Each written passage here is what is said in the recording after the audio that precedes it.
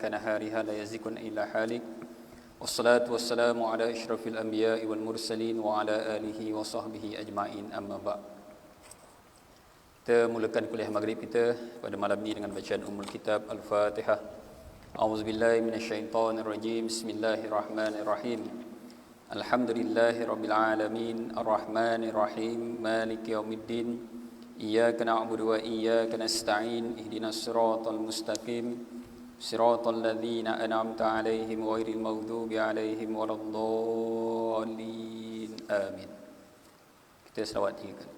Allahumma salli ala Muhammadin abdika wa rasulika an-nabiyil ummi wa ala alihi wa sahbihi wa sallim. Allahumma salli ala Muhammadin abdika wa rasulika an-nabiyil ummi wa ala alihi wa sahbihi wa sallim. Allahumma salli ala Muhammadin abdika wa rasulika an-nabiyil ummi wa ala alihi wa sahbihi wa barik wa sallim. Yang terhormati pengerusi sedaya Jalan Kuasa Masjid, tuan-tuan imam, tuan-tuan Bilal, tuan Haji, puan Hajah, tuan-tuan, puan-puan yang dirahmati Allah sekalian. InsyaAllah kuliah kita malam ni kuliah fiqh tuan. Cuma sebelum saya masuk kepada tajuk kita ni tuan, sedikit ni sikitlah tuan, saya kita selepas tuan semayang sunat ni dia ada muakkad wa ghairul muakkad kan. Seperti yang kita maklum yang muakkad ni dia ada 10 tempat kan. 10 tempat muakkadah. Sunnatun muakkadatun. Sunat muakkad yang kita sebutlah biasa kan tuan. Sunat muakkad ni tuntutan dia sangat kuat, minta kita buat. Dia tak sampai tahap wajib tuan. Tak sampai tahap wajib, tapi tuntutan dia tu kuat. Kuat. Dia tak wajib tapi tuntutan kuat, macam haram tuan haram. Makruh, minta maaf. Makruh kan terbagi dua, makruh tanzih, makruh tahrim. Tanzih ni dia tak sampai tahap berdosa kan. Kita buat tu tak sampai tahap berdosa tapi tak digalakkan kita buat. Makruh tahrim ni tuan dia hampir kepada perkara yang haram. Jadi saya nak sebut di sini bahawa tuan-tuan, sunat ni perkara sembahyang sunat yang tuntutannya kuat kita buat ni tuan. Yang pertama 2 rakaat sebelum subuh. Yang kedua 2 rakaat sebelum dan 2 rakaat selepas zuhur. 2 rakaat sebelum dan 2 rakaat selepas zuhur. Kemudian 2 rakaat selepas maghrib, kemudian 2 rakaat selepas isyak. Jadi sembahyang-sembahyang yang sunat muakkadah ni tuan-tuan, jangan ditinggalkan sekiranya ada program. Tuan-tuan sebab berlaku tuan kan. Saya ni kadang kau lepas maghrib kau nak teruskan program apa benda lah. Kadang-kadang kita tuan-tuan, kita kena fikir tuan-tuan, kalau kita tak nak buat, ada orang yang beramal dengan dia tak tinggal sunat muakkadah ni sebenarnya. Kita sama-sama lah tuan untuk sama-sama kita mengingati kita ni tuan ni. Dia perkara ni tuan, dia luput sekiranya luput ba'diyah ni tuan apabila masuknya waktu yang kedua. Tuan saya bagi contoh ginilah tuan. Lepas maghrib, kadang-kadang setengah tempat tu dia terus nak buat program dia. Kadang-kadang dalam ramai-ramai tuan-tuan, dalam ramai-ramai kita tu ada orang yang beramal, dia tak tinggal sembahyang ba'diyah tuan. Dan orang yang faham tuan, kalau pengurusan masjid tu faham tuan, dia akan buat majlis tu, program tu selepas mereka menunaikan sembahyang sunat ba'diyah. Atau sebagai contoh ini tuan, tuan-tuan nak buat sembahyang sunat hajat lepas sembahyang maghrib, okey, dipersilakan. Tapi tuan-tuan jangan sambung dengan bacaan yasin ataupun tahlil, sebab benda tu akan jejak sampai waktu isyak. Sekiranya lepas sembahyang hajat tu ada masa tuan-tuan, ada masa yang lapang sehingga masuk waktu isyak. Lepas sembahyang hajat tu ada masa kan, ada masa tu sampai isyak tu ada masa tu, tak apa. Dia tidak disyaratkan mualat. Mualat ni apa? Berturut-turut. Tidak. Bahkan kalau tuan-tuan balik ke rumah pun tuan-tuan boleh sembahyang kat rumah, tak ada masalah. Sembahyang sunat ba'diyah ni tuan-tuan, dia tak ada syarat terpisah dengan apa pun, tak ada masalah. Tuan-tuan boleh sembahyang sunat ba'diyah isyak tuan-tuan sebelum masuk waktu subuh tuan. Balik ke rumah tidur dulu, lepas tu sembahyang ba'diyah isyak, boleh, tak ada masalah. Tak ada masalah tuan-tuan. Jadi ialah saya cakap ni sebab tempat kita tuan, tempat kita. Tempat sini kalau tempat orang tu kan kita tegur juga tuan. Kita tegur, tapi kadang-kadang kita tengok dekat Tuan-tuan depan-depan tu pun ada orang hebat juga, tapi takkanlah urusan masjid ataupun tempat surau tu mereka ni tak alert benda ni tuan-tuan. Kalau kita tak nak buat tak apalah, kita tak buat. Kita malas nak buat, sebenarnya sunat tambahan kan. Tapi ada orang yang beramal yang dibuat tuan-tuan. Jadi saya ialah untuk diri saya dan untuk kita sama-sama tuan supaya orang tak kira lah siapa-siapa tuan kan. Ada setengah tempat bila kita cakap ni benda ni berlaku tuan Contoh, saya bagi contoh baru ni. Saya pun macam gitu kan, sembahyang 31 Ogos. Tuan kalau tak buat ba'diyah tu saya tak tahulah tuan. Tuan Qadhi ada, tuan imam besar ada. Ini saya cakap ni contoh. Tapi berlaku tempat lain ni berlaku. Saya kata ini kalau tuan Qadhi ni tak kata sebab arahan kat dia tak buat ba'diyah, imam besar pun dia tak buat ba'diyah, saya tak tahu nak cakap apa. Saya dah nak bangun pergi keluar je tuan. Kan? Betul. Saya nak bangun pergi keluar je. Tapi yang sebaik sembahyang dulu, sembahyang ba'diyah tu. Tuan. Sembahyang ba'diyah dulu dia kata. Betul lah tu tuan betul lah. Dengan majlis nak cepat je kan. Itulah saya pun pelik kan. Itu antaranya tuan nak cara cepat je kan. Patut ada orang besar-besar ni lambat sikit kan tuan cepat habis je tuan Okey, tu sikitlah tuan sikit untuk kita sama-sama. Okey, itu yang tadi ba'diyah itu yang muakkadah kan. Yang muakkad yang kuat tuntutannya. Tapi yang tak kuat tuntutannya tapi tak dilarang buat 2 rakaat sebelum maghrib, 2 rakaat sebelum isyak, 2 rakaat tambahan selepas sebelum dan selepas zuhur. Jadi 4 lah tambahan tuan-tuan 2 rakaat sebelum dan 2 rakaat selepas zuhur. Niatnya sama je, niatnya sama. Saja aku sembahyang sunat zuhur sebelum saja aku sembahyang sunat 2 rakaat sebelum zuhur, saja aku sembahyang sunat 2 rakaat sebelum selepas zuhur. Niatnya sama. Kemudian 2 rakaat sebelum asar ataupun tuan-tuan boleh tambah 4. Dia sebelum asar ni dia ghairul muakkad tuan-tuan. Dia ghairul muakkad. Tadi tuan sembahyang sunat dia ghairul muakkad. Dia di tempat yang dia tak nak sembahyang sunat ba'diyah qabliyah maghrib tuan-tuan. Ada tempat dia tak nak buat sembahyang qabliyah maghrib. Saya tegur juga tuan Saya kata kenapa tak nak buat? Dia kata masa pendek. Habis kalau berbuka puasa ada orang puasa, ketika itu ada orang puasa ataupun bulan puasa kami lambatkan. Boleh pula, kan masa pendek saya kata. Tuan lama-lama dia ubah tuan dia ubah tuan. Yalah sebelum maghrib tuan memang masa pendek tuan, tapi kita tak adalah sampai nak melewatkan sampai masuk waktu isyak kan. Dia bagi peruntukkanlah ada orang yang beramal untuk dia sembahyang sunat sebelum maghrib. Sebab tuan-tuan memang di segi mazhab Hanafi tuan-tuan Hanafi dia tak ada sembahyang sunat qabliyah maghrib. Kau jangan ikut dia. Kau mazhab Syafi'i, bukalah kitab Syafi'i, duduk kat Malaysia tuan-tuan. Kita tak kisahlah tuan kalau dia pergi negara lain, saya tak cakap siapa kat sini tuan Kau pergi negara lain, kau ikut amalan orang tu, balik Malaysia kau nak bawa amalan tu kat sini. Tak kenalah tuan-tuan, bi'ah tak kena, uruf tak kena. Tuan uruf, bi'ah tak kena. Dia tak buat sebab fahaman dia. Bila balik ke Malaysia jangan bawa budaya tu ke sini tuan. Orang Malaysia sembahyang sunat sebelum maghrib, sebelum isyak tuan kan. Jadi budaya tu tak kenalah bawa ke sini. Inda Syafi'i kulli azan baina azan wal iqamah tuan-tuan, antara azan dan solat itu tuan azan dan iqamah ataupun azan dan iqamah itu fi solat liman syaa. Ada solat bagi orang yang nak sembahyang. Jadi kalau kita tak beramal, kita tak nak buat, kita bagi peluang orang lain buat tuan-tuan dalam masa 10 minit. Cukuplah. Okey, jadi kita masuk tajuk kita malam ni. Itu tadi sikitlah tuan Tajuk kita malam ni tuan-tuan ila, zihar dan li'an. Saya tengok-tengok kitab ni yang lepas kita dah tajuk bahagian rujuk. Rujuk ni saya tengok yang last kali ni tentang cara nak rujuk suami yang menceraikan isteri dengan talak 3. Saya rasa tak perlu saya bacalah tuan Benda ni banyak kali saya ulang tuan.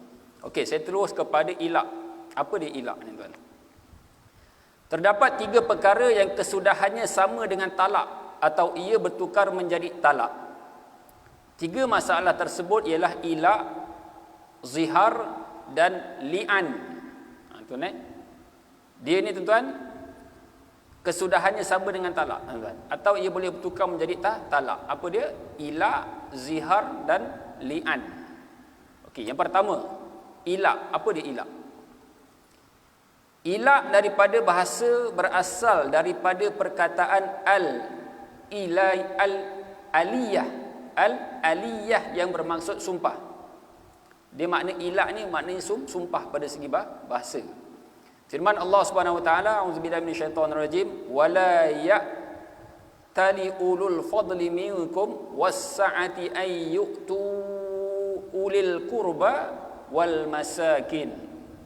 Dan janganlah orang-orang yang berharta serta lapang hidupnya di antara kamu bersumpah. Ni dia bersumpah tidak mahu lagi memberi bantuan kepada kaum keluarga dan orang-orang miskin. Surah An-Nur ayat 22. Cuma dia guna perkataan ulil qurba, tuan.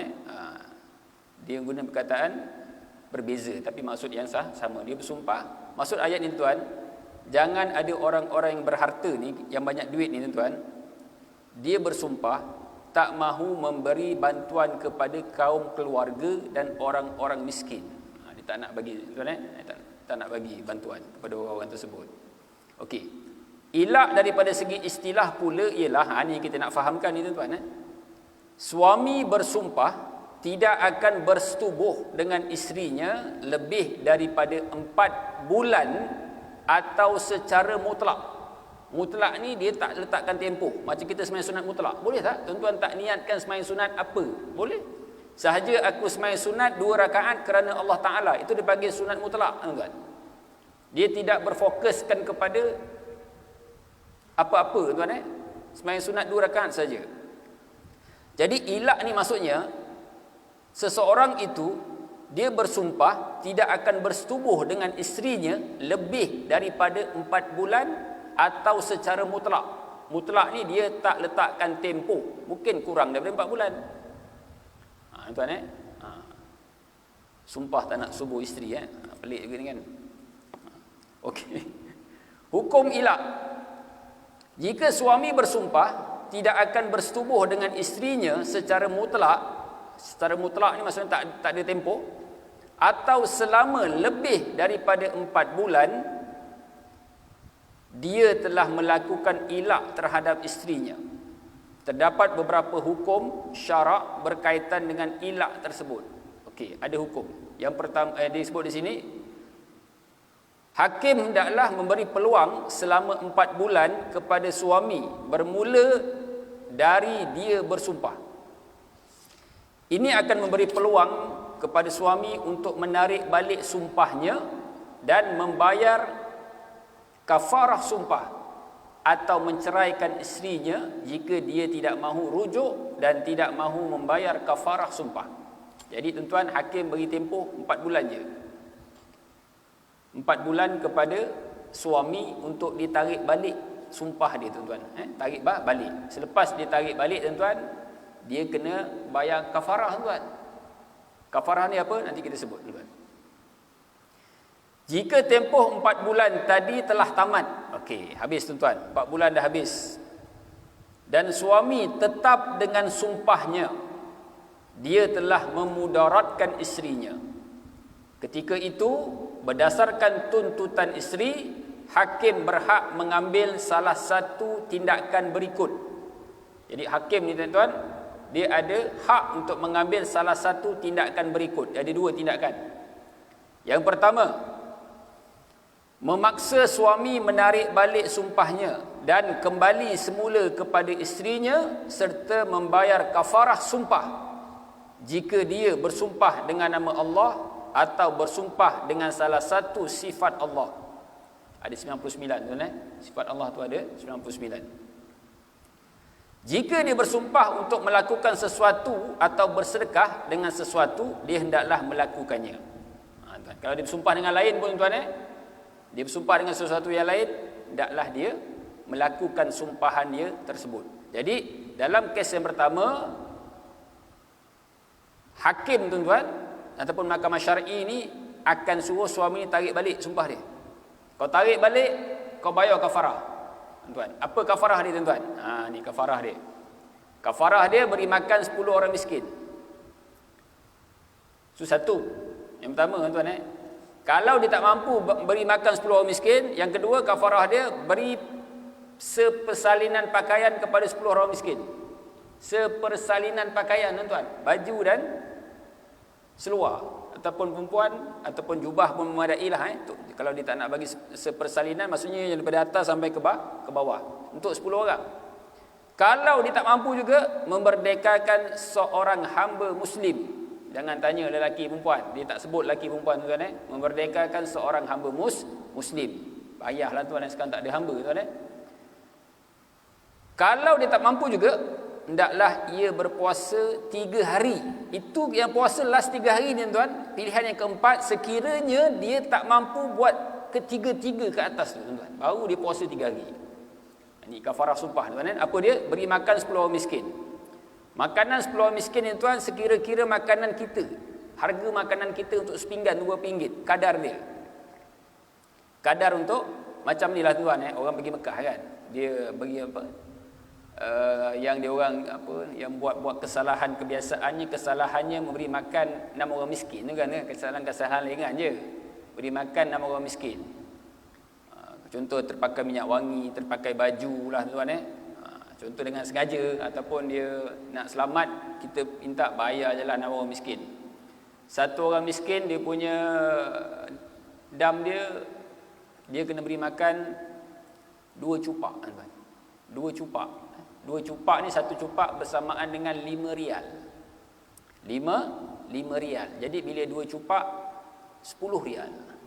10 rial. Jadi dia kena keluarkan 60 rial beri kepada fakir miskin. Fakir miskin ni, tuan, melambak. Bagi je lah yang tukang sapu sampah tu. Tuan, dia dekat Mekah, Madinah ni memang tak ada tabung, tuan. Jangan tuan-tuan kata tak ada tabung tak boleh nak sedekah. Ustaz tak jumpa tabung tak boleh sedekah, Ustaz. Tak, janganlah gitu, tuan. Orang sedekah sana, tuan-tuan, sedekah kat tu dekat apa? Dekat cleaner tu. Cleaner pun dah tahu dah, tuan. Tuan seluk kocik je dia dah pandang semacam je. Cepat dia. Betul, siapa ada pengalaman kan? Siapa ada pengalaman dia akan tahulah. Seluk kocik je dia dah. Dia dah gini je, tuan. Kan? Dia tahu nak ulur kat dia kan. Tuan, cuma dia orang ni tak boleh kejar. Tak boleh kejar orang. Nanti habis dia punya supervisor dia akan marah, tuan. Itu pun kalau dia ni supervisor dia suruh tengking, jauh sikit sana, kau jauh sikit kan. Benda ni semua saya dah kita nampak kan semua, tuan. Dia tak ada isu tak jumpa tabung. Memang tak ada jumpa tabung, tuan. Mekah, Madinah ni tak jumpa tabung. Hatta kalau tuan-tuan pergi masjid kat luar pun tak jumpa tabung, tuan. Betul. Masjid kat luar pun tak jumpa tabung. Tak ada, tak jumpa tabung. Cari masjid kat luar ni, tuan, kalau tuan-tuan pergilah masjid kat luar. Tuan-tuan pergi Masjid Quba, ada jumpa tabung tak? Ada, Syafiq?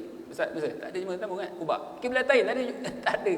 Kiblatain tak ada tabung, Quba tak ada tabung, tuan-tuan. Tapi kat luar tu penuh dengan cleaner dia. Bangla dia, kat tandas ada, sapu-sapu semua, Bangladesh, tuan. Ramai, tuan. Jadi tuan-tuan boleh bagi kat dia, tuan. Jangan kata tak ada tabung nak derma, Ustaz, saya dah duit banyak ni nak tabung tak ada. Okey. Jadi tuan-tuan, yang pertama tadi, beri makan 10 orang miskin. Tak mampu, beri sepersalinan pakaian kepada 10 orang miskin. Tak mampu juga, memerdekakan seorang hamba muslim. Yang keempat, kalau tak mampu juga, buat 3 ke atas, tuan-tuan. Barulah dia puasa 3 hari, tuan-tuan. 3 hari, tak sebut berturut-turut, tuan-tuan. Puasa 3 hari. Okey, itu yang pertama, tuan. Yang kedua, qadi ataupun hakim, dia kata tadi, tarik balik, tuan. Tarik balik, bayar kafarah.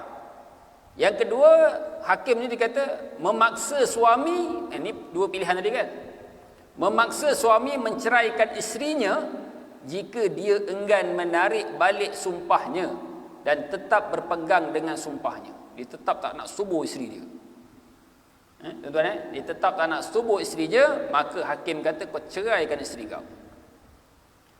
Sekiranya suami enggan melakukan salah satu daripada perkara di atas, hakim hendaklah menjatuhkan talak 1 bagi pihaknya. Bagi pihaknya ni, maknanya ni kembali kepada suami, tuan. Hakim menjatuhkan talak bagi pihaknya. Nya itu kembali kepada suami, tuan. Hakim menjatuhkan. Itu adalah hak hakim, ya. Itu adalah hak hakim untuk mengelakkan kemudaratan berlaku kepada orang lain, dan tidak ada cara lain melainkan dengan hakim menjatuhkan talak bagi pihaknya. Hakim menjatuhkan talak bagi pihak suami, tuan-tuan. Ketika itu hakim menggantikan, ini sebut tuan. Ketika itu hakim menggantikan tempat suami dalam menjatuhkan talak. Tapi suami tak nak talak kan tuan? Suami kata tetap aku tak nak subuh isteri aku tuan. Hakim kata kau ceraikan dia. Tak nak, dia kata. Tuan ceraikan, tak nak. Okey, kalau tak nak, aku ceraikan. Wah, tuan itu kuasa hakim. Tuan itu sebab tak boleh mudaratkan. Itu sebab banyak kes tuan banyak kes kena bawa. So hamba Allah seorang hamba Allah baru ni tuan dia pergi mahkamah tuan. Ada kes lah tuan dia pergi mahkamah. Mahkamah ni asyik buat suluh je. Suluh ni apa? Damai kan. Dia kata dah setahun lebih buat suluh tak damai pun dia kata. Lepas tu seorang hamba Allah ni kata lantiklah peguam je, senang dia cerita. Kan lantik peguam je. Bayar kat peguam tu, naik ke mahkamah senang. Suami tak nak lepaskan isteri dia tuan kan. Tapi buat pergi pejabat agama tak habis dengan suluh. Tuan suluh tak jumpa tuan dan memang tak nak kan, tapi suami tak nak lepaskan. Jadi dicadangkan kepada wanita tersebut lantik peguam lawyer tuan peguam syar'i, lepaskan aja tuan okey. Masalah ini sama dengan masalah membayar hutang dan menjelaskan hak-hak yang berbentuk harta. Sama dengan yang hutang tuan. Hakim boleh tetapkan berapa boleh bayar tuan. Ini hakim tuan hutang. Dia kaedah hutang inilah tuan Kita bayar hutang hingga masuk mahkamah tuan Kemudian tukang bayar yang A dengan B A ni tuan, A berhutang dengan B. B minta bayar hutang dia sebulan 100 dan sebagainya. A kata tak mampu. Hakim boleh tetapkan. Hakim boleh tetapkan. Cabut tangan hakim. Hakim kata berapa sebulan kau bayar? Mampu. B minta 100. A kata tak mampu. Hakim kata 50 kau mampu tak? Ini ada dalam hukum syar'i ada benda ni semua. Tuan. 50 tak mampu. Okey, berapa kau mampu? Mampu RM10 sebulan. Contoh, ni contoh. Hakim kata bayar RM10 sebulan, kalau tak bayar kau kena tangkap nanti. Tuan ataupun adalah dia punya takzir tuan dia punya ni. Okey. Tindakan tersebut dilakukan jika suami tidak mempunyai keuzuran yang menghalangnya daripada melakukan persetubuhan. Tuan, tindakan yang hakim buat ni tuan-tuan dilakukan sekiranya suami tak ada keuzuran pun yang menghalang untuk melakukan persetubuhan. Maknanya tuan-tuan, suaminya sihat, boleh bersetubuh dengan isteri. Suami sihat, boleh bersetubuh. Jadi dia tak nak tuan hakim suruh tarik balik, dia tak nak. Okay. Jika suami mempunyai keuzuran seperti sakit atau sebagainya, dia hendaklah diminta menarik balik sumpahnya dengan lidahnya sendiri seperti dia berkata. Okay. Kalau dia tak mampu nak bersetubuh tuan, ditarik baliklah tuan ditarik balik dengan lidah dia. Jika aku mampu bersetubuh, aku akan menarik balik pendirianku dan sumpahku. Tuan, tapi ini untuk lepaskan dia punya ilak tuan Ini kes nak lepaskan ilak. Tapi kalau dah memang suami tak mampu bersetubuh, tuan-tuan, hak perempuan pun ada hak untuk pasah lepas tu. Ni cerita lain, ni cerita ilak aja. Macam mana nak lepaskan sumpah dia. Tuan tu kalau dia nak pasah sebab dah tak mampu, suami dah tak mampu, tu cerita lain. Tu cerita bab lain pula, bab pasah tuan. Okey. Itu cara nak lepaskan ilak tuan sumpah. Pertama tadi hakim suruh tarik balik dan bayar kafarah. Yang kedua hakim kata ceraikan isteri. Dalil hukum hakam berkaitan ilak. Dalil hukum hakam berkaitan ilak ialah firman Allah Subhanahu wa taala, auzubillahi minasyaitonir rajim, lil ladzina yu'luna min nisaihim tarabbasu arba'ati ashhur. Fa in fa'u fa innallaha ghafurur rahim. Wa in azamu talaq fa innallaha sami'un alim. Ini surah Al-Baqarah ayat 226 227. Allah beritahu kita kepada orang-orang yang bersumpah tidak akan mencampuri isteri-isteri mereka. Tuan, isteri-isteri itu. Tuan maksudnya bukan isteri ni keseluruhan umat Islam lah tuan Diberikan tempoh 4 bulan. Setelah itu, jika mereka kembali mencampuri isteri-isteri mereka itu, maksudnya dia bersubuh tuan maka sesungguhnya Allah amat pengampun lagi amat mengasihani. Jika mereka berazam hendak menjatuhkan talak dan tidak mahu kembali mencampuri isteri-isterinya itu, maka hendaklah mereka menjatuhkan talak, kerana sesungguhnya Allah Maha mendengar lagi Maha mengetahui.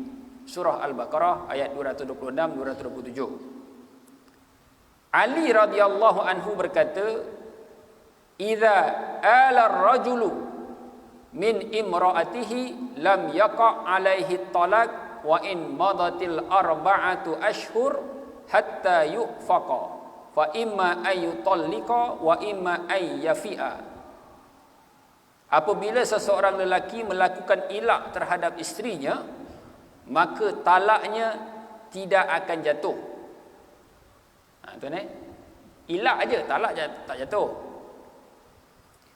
Walaupun telah berlalunya 4 bulan itu, sehingga si suami diminta membuat keputusan sama ada mahu menceraikan isterinya ataupun mahu menarik balik sumpahnya, iaitu dengan kembali kepada isterinya dan menyelesaikan kafarahnya.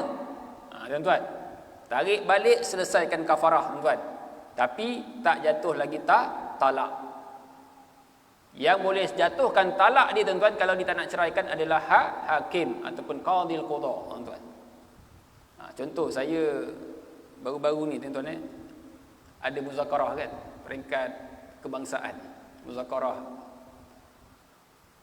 mufti-mufti, tuan yang antaranya saya tengok Dr. Asri jadi ahli panel. Orang banyak tanya dia je kan, dia kata, kenapa saya tanya saya je dia kan, tentang duf'atul wahidah dalam talak 3 kan, tuan benda tu semua kami belajar semua, tuan. Benda tu apabila seorang pensyarah doktor ditanya apa, diperlis, dia kata kan, diperlis kenapa talak 3 jatuh 1. Nanti orang semua pergi perlis, tukar IC lah apa kan, tuan kan.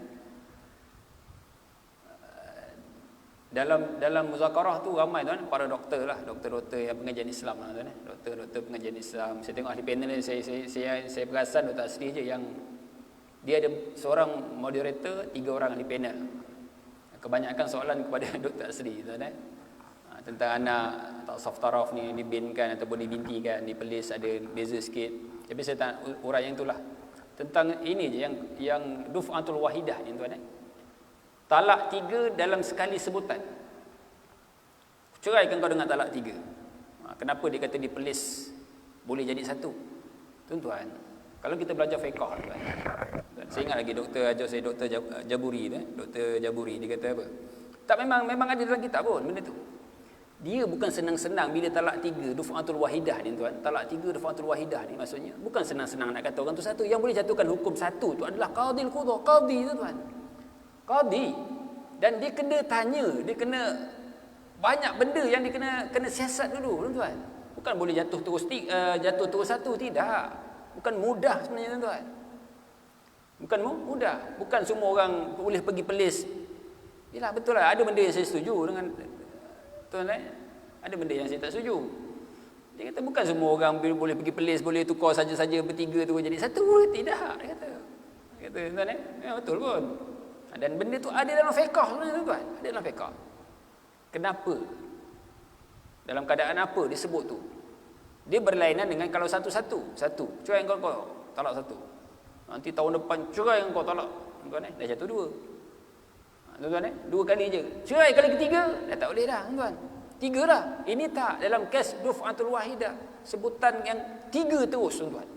Ataupun 1000 terus. 1000, tuan. Tu kena siasat dulu. Kena siasat. Dan macam mana pula penerimaan isteri? Kalau isteri kata, okey aku terima, bukan setakat 1000, 1,000,000 pun aku terima. Isteri kata, okey 3 lah terus. Tuan, tapi isteri kata, tak, saya suami pula, saya pun. Tuan, maka tu atas pertimbangan qadi, tuan. Tuan qadi tahulah semua, tuan. Dia belajar semua tu, tuan. Dalam fiqh semua dia, tuan.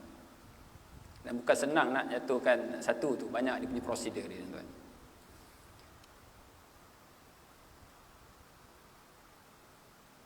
Okey, yang kedua, habis ilak, tuan. Ilak ni habis. Yang kedua zihar. Zihar. Zihar daripada segi bahasa diambil daripada perkataan az-zahru yang bererti belakang. Zahar ni tuan, zahru ni belakang. Ini kerana gambaran asal zihar ialah seorang suami berkata kepada isterinya, engkau haram ke atasku seperti haramnya belakang emak aku. Tuan, ataupun dia menyamakan isterinya dengan mak ataupun mahramnya, tuan. Okey. Zihar daripada segi istilah, ini istilah ni yang kita guna pakai biasa, tuan. Ialah seorang lelaki menyamakan isterinya dengan salah seorang mahramnya seperti ibu atau adik-beradik perempuannya daripada sudut haram mengahwininya. Tuan. Suami ni tuan-tuan, dia menyamakan isterinya ataupun mahramnya. Mahram ni siapa tuan? Adik-beradik, tuan. Adik-beradik dia. Adik-beradik kita lah. Adik-beradik kita tuan. Adik-beradik perempuan kita ke, atau adik-beradik, tak kira lah akak ataupun adik-beradik, adik kita lah, senang cerita lah tuan. Ataupun mak kita. Kita samakan isteri dengan mereka semua ni tuan.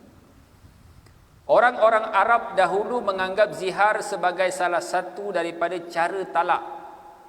Dulu tuan-tuan, dia menganggap zihar ni adalah salah satu daripada cara untuk mereka talak isteri mereka. Islam sebaliknya memberikan tanggapan lain bagi zihar dan memberikan hukum baru yang bukan berbentuk talak. Dia bukan berbentuk talak tuan-tuan, zihar ni, sebab dia ada jalan keluar. Dia bukan bentuk talak. Orang Arab jahiliyah dulu dia anggap sebagai bentuk talak, tapi Islam datang betulkan keadaan zihar ni bukan bentuk talak. Tuan, dia bukan berbentuk talak, bahkan dia ada jalan keluar juga tuan. Macam ilak ni juga tadi. Hukum zihar, zihar adalah haram dan merupakan salah satu daripada dosa-dosa besar berdasarkan ijma' ulama. Dalilnya ialah firman Allah, auzubillahi minasyaitonir rajim, wa innahum la yaquluna munkaram minal qawli wa dzura.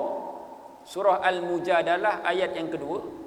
Dan sesungguhnya mereka dengan melakukan zihar itu berkata sesuatu perkara yang mungkar dan dusta. Dia berkata sesuatu yang mungkar dan dusta. Jadi perkataan zihar ini tuan, menyamakan itu adalah perkara yang mungkar dan dusta. Lafaz-lafaz zihar, lafaz-lafaz yang menunjukkan kepada zihar terbahagi kepada dua, lafaz soreh yang jelas dan lafaz kinayah, dia kiasan. Lafaz soreh ialah lafaz yang menunjukkan kepada maksud zihar sahaja dan tidak boleh diandaikan kepada makna-makna yang lain. Contohnya, suami berkata kepada isterinya, engkau haram ke atasku seperti haramnya belakang ibuku, atau bagiku haramnya belakang engkau sama seperti haramnya belakang ibuku. Dia sama je maksud tuan-tuan, cuma ayat je yang pusing kan. Dia kata engkau haram ke atasku seperti haramnya belakang ibuku, atau bagiku haramnya belakang engkau sama seperti haramnya belakang ibuku. Apa dia panggil mafhum mukhalafah tuan. Dia panggil dalam bahasa istilah bahasa Arab. Jika suami melafazkan kata-kata ini, bererti dia telah menziharkan isterinya. Tuan-tuan, sebab dia menyamakan isterinya dengan mak dia. Dia telah ziharkan isterinya. Sama ada dia berniat zihar atau tidak, selagi dia masih waras serta memahami apa yang dikatakan itu. Jadi jelas tuan-tuan, dia kata sama ada dia faham tuan apa yang diperkatakan, maka jatuhlah hukum zihar. Itu yang jelas. Disebut tu jelas tuan-tuan, samakan isteri dengan mak dia. Okey, kiasan, kinayah, kiasan dia lafaz apa? Ya, ialah lafaz yang boleh diandaikan seperti zihar, sebagai zihar, dan boleh juga diandaikan sebagai bukan zihar. Contohnya, suami berkata kepada isterinya, bagiku engkau seperti ibu dan adik-beradik perempuanku. Tuan, contoh ni kan, bagiku engkau seperti ibu dan adik-beradik perempuanku. Dia cakap dengan isteri dia. Nak kata zihar pun, nak kata zihar ke tak zihar, dia macam itulah. Tuan, itu sebab dia kata tadi, yang boleh diandaikan sebagai zihar dan boleh juga diandaikan sebagai bukan zihar. Sebab apa? Dia kata kau ni macam mak aku, macam atuk beradik-beradik. Dia cakap macam itu je, tuan. Okey. Jika suami berkata demikian, kita perlu melihat kepada maksudnya semasa menuturkan kata-katanya. Ini kalau dah sebut tuan-tuan, dia kena jumpa tuan qadhi. Seandainya dia bermaksud zihar, lafaz itu menjadi zihar. Tuan, lafaz itu menjadi zihar. Tetapi jika dia bermaksud menyamakan isterinya dengan ibu atau adik-beradik perempuannya daripada sudut kemuliaan, lain, kemuliaan dan penghormatan, lafaz itu tidak menjadi zihar dan dia tidak dikenakan apa-apa kafarah. Sebagai penghormatan, sebagai kemuliaan, tak apa. Tuan itu tak jadi masalah. Okey. Pergi laluan azan. Rasa pun cukuplah setakat ini tuan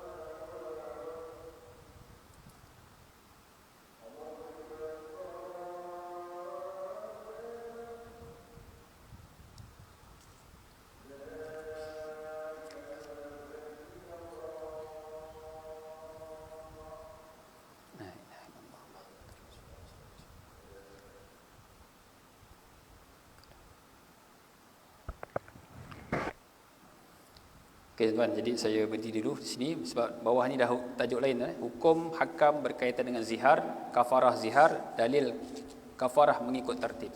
Insya-Allah kita akan sambungkan datangan. Auzubillahi minasyaitonirrajim. Bismillahirrahmanirrahim. Alhamdulillahirabbil alamin wassalatu wassalamu ala asyrafil anbiya'i wal mursalin wa ala alihi washabbihi ajmain. Allahumma ja'al jam'ana hadza jam'al marhuma wa tafarruqana min ba'dihi tafarruqan ma'suma wa la taj'alil lahumma fina wa la ma'ana wa la ma yatsba'una syaqiyyan wa la matruda wa la mahruma wa hab lana musi'ana li muslimina wa muqassirana li a'malina wa hab lana kulla bi wajhikal karim ya arhamar rahimin. Sallallahu ala sayyidina Muhammadin wa ala alihi wa sahbihi wa sallam walhamdulillahi rabbil alamin. Tahrir dengan tasbih kafarah dan suratul asr. Subhanakallahumma wa bihamdika asyhadu an la ilaha illa anta astaghfiruka wa atubu ilaik. Bismillahirrahmanirrahim. Wal 'asr innal insana lafi khusr illa alladhina amanu wa 'amilus solihat tawassaw bil haqqi wa tawassaw bis sabr. Aqulu qawli hadza wa astaghfirullah li wa lakum. Assalamualaikum warahmatullahi wabarakatuh.